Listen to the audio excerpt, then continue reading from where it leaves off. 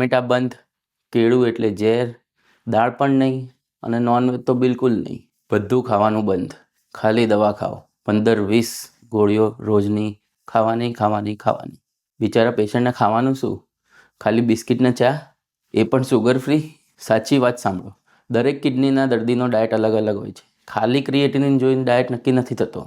કિડનીની બીમારી કઈ છે, પોટેશિયમ કેટલું છે, ફોસ્ફરસ કેટલું છે, યુરિન કેટલો થાય છે, ડાયાલિસિસ ચાલુ છે કે નહીં, એ બધા ફેક્ટર્સ જોયા પછી કિડનીના પેશન્ટનો ડાયટ નક્કી થાય છે.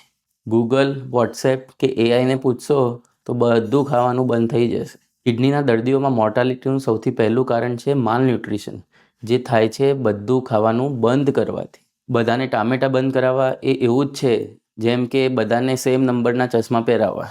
તો ગૂગલ પર વિશ્વાસ રાખ્યા કરતાં તમારા નેફ્રોલોજિસ્ટને મળો, તમારા ડાયટિશિયનને મળો, તો એ તમને સાચો ડાયટ ગાઈડ કરશે.